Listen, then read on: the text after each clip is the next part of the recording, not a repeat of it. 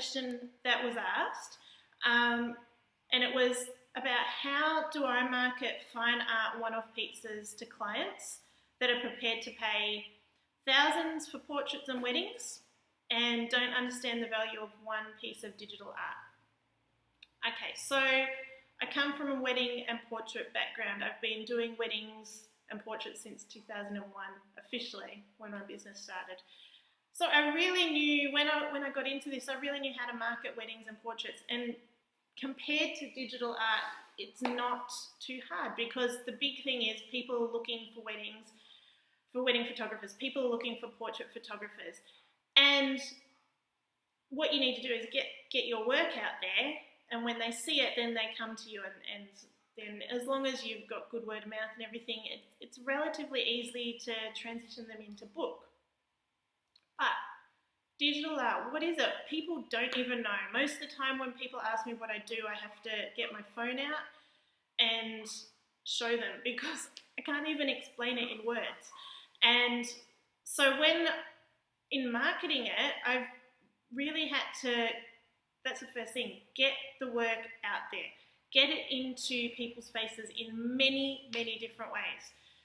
Magazines, websites, TV, competitions, lots of different avenues, not just one. You can't rely on one thing working for you. You have to try lots of different things. There's a TV program coming on that I'm part of, and on the 22nd of November that will air, and I've been on that. I'm talking about my work, my story artwork, and sharing with people about how I created and how I'm excited about it. And so I'm sharing with all of Australia on national TV about my work.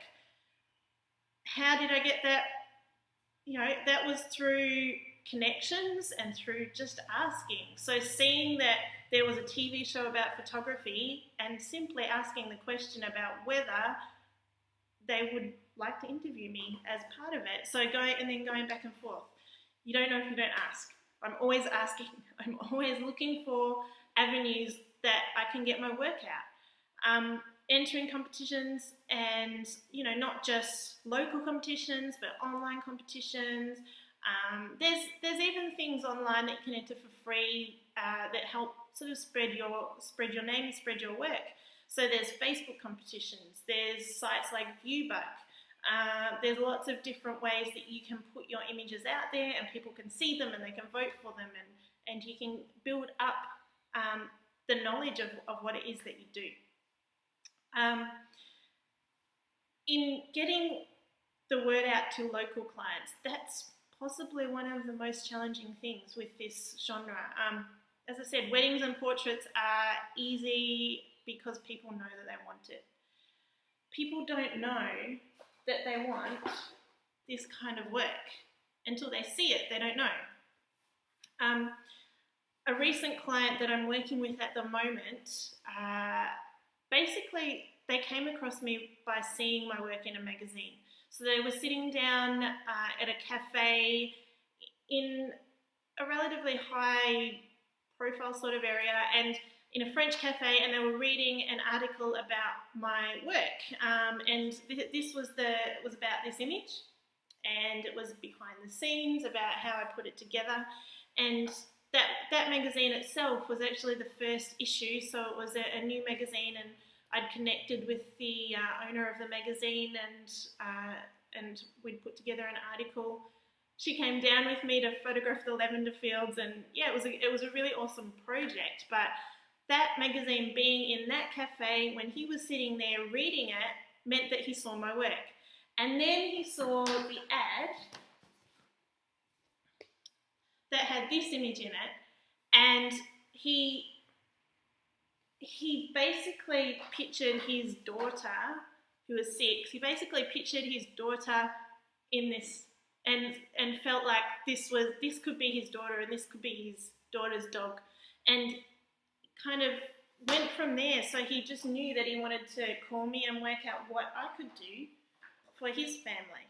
So I had this phone call and was chatting to him about it. So 6-year-old daughter and himself and his wife, and wanting to have a family story art image that really showcased their personalities and who they were and what they liked. And so we decided to get together because I talked to him about the process and explaining that it's really important that I sit down with him and talk through what it is that we're going to do, because I can't in a conversation say this is how much it's going to be, because it really depends on what's involved, how long it's going to take, how many photos it's going to be in it.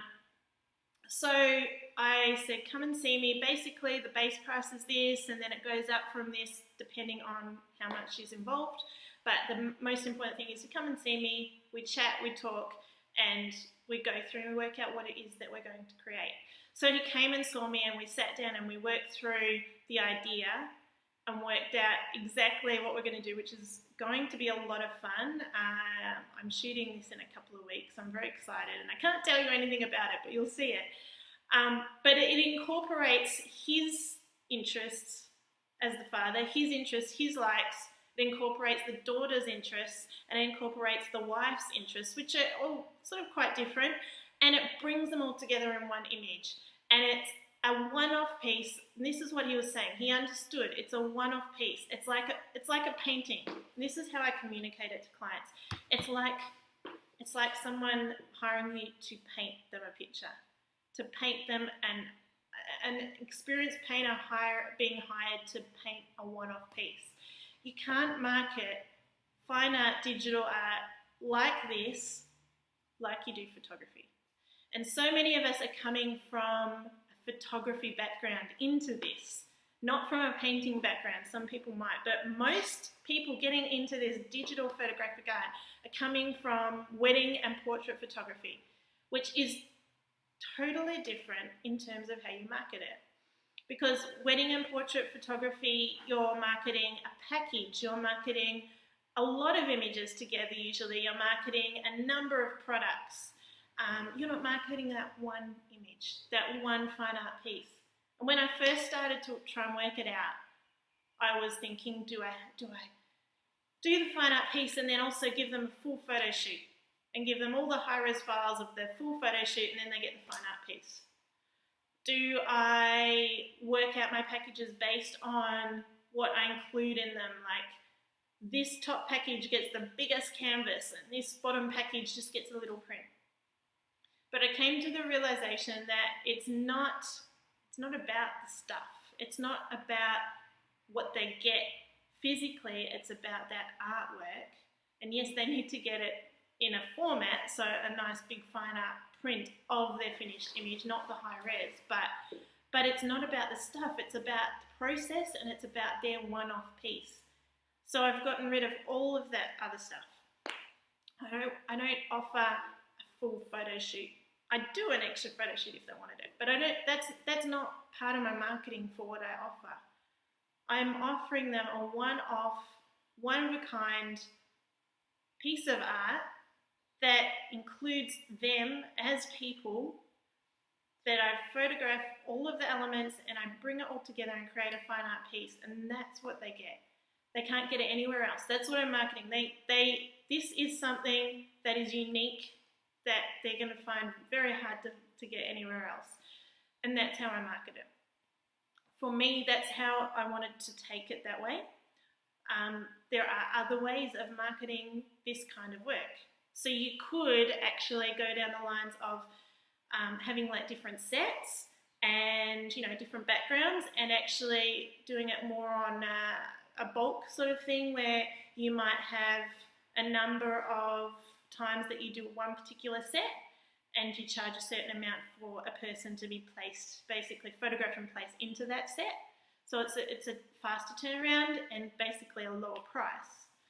But for me, I didn't want to do that. I enjoy creating one-off pieces. I don't want to redo the same thing again.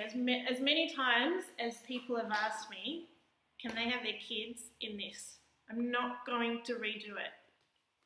This is a one-off. This is it. So I'm not going to redo it. I might use it as an idea, but I'm going to do it. When I do something for someone, it's a new image that I haven't created before. So that's how it's working for me. Now the thing is, there's a lot less people out there that this caters for. So it's a niche market. It's something that not everyone is going to want. So I can't market this to everyone. I'm marketing it to a niche market. But the good thing is that I'm niche, as in there's not many people that do it at the moment. There's not many people that do it. So someone from interstate or international may actually hire me to do it because they can't find someone else to do the same thing that I'm doing. So that's again how I'm marketing it. I'm marketing it to less people overall, but I have to get the work out there to everyone so that those few people that want it, that value it, they see it. Because if they don't see it, they won't know. If that client of mine had not been sitting in that cafe reading that magazine, he would have no idea about what I did. He would have no idea that it existed, that he could get that sort of thing done, and I wouldn't be creating it for him. So I had to take the step and get my work out there through that magazine. So marketing is like a full-time job. You can't just do the art. If you want this to be successful as a business, you really need to focus a lot of time on your marketing and getting your work out there and finding ways to attract your target market.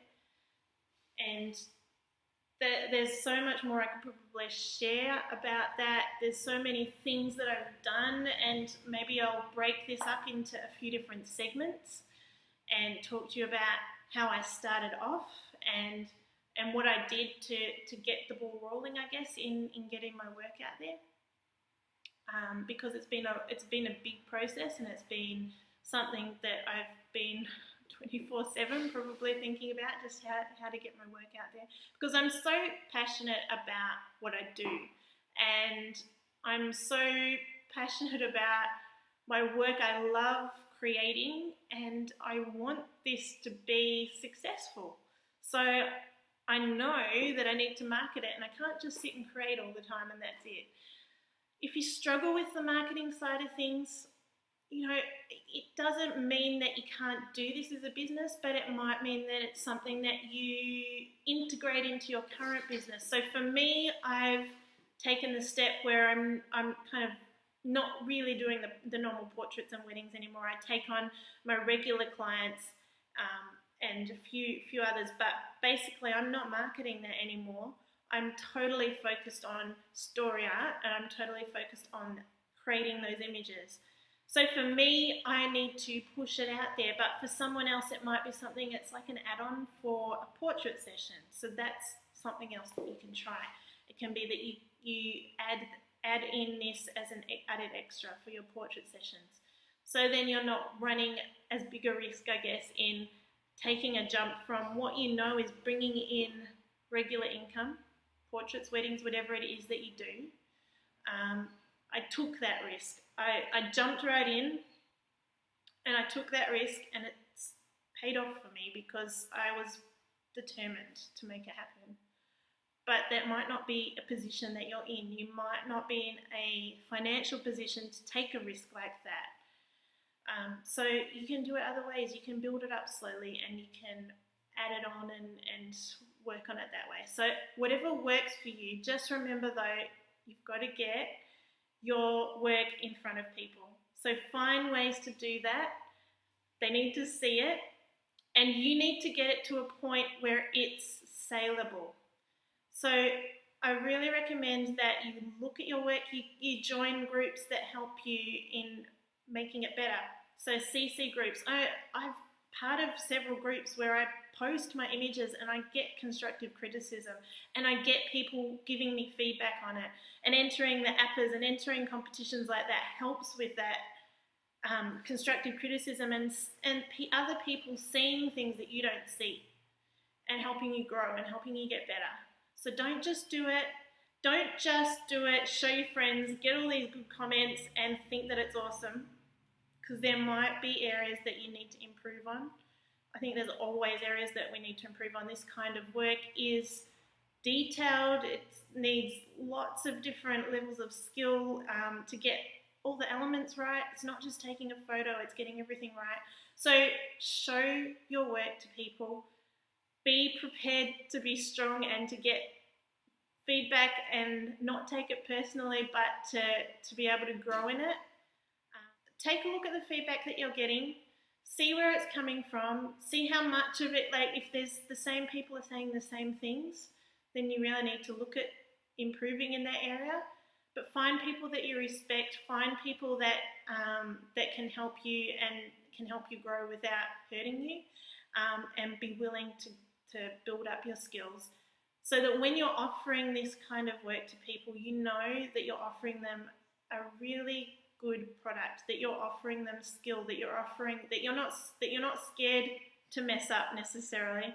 Okay, there's always going to be mistakes that are made, but you want to be able to, if you're wanting to charge for this, you need to know that what you're producing is high quality. So make sure that it is at that level, and if it's not, portfolio build. I've done so much portfolio building. I have done so much work that was my own personal projects that was not paid for by other people, but I've used it to market my work. Yes, people say don't do work for free. This is different. This is about marketing. This is about building your skills. So make sure you're doing that. Don't just decide to be a digital artist, do one piece of work and then go out and try and charge for it. Because you need to make sure that you've learned the basics, and that when someone hires you, that they are hiring you and that you know what you're doing. So portfolio build, get it out there, use it as marketing, and then as you get better, maybe take down the old images, because I think as we grow and we learn and we do new images, we find that the old stuff we can pick out a bit more by ourselves. So continue to grow, continue to build, look at your portfolio, continue to change it. So as you build up your skills, you might want to show some of the older stuff. So it's always going to be out there on the web probably. So be careful about what you post to. But I'm really hoping that helps you. As I said, I've probably got a whole lot more that I can share about marketing and what's worked for me. And so let me know. And let me know any other questions that you have, and I'll answer it as best as I can. Thank you.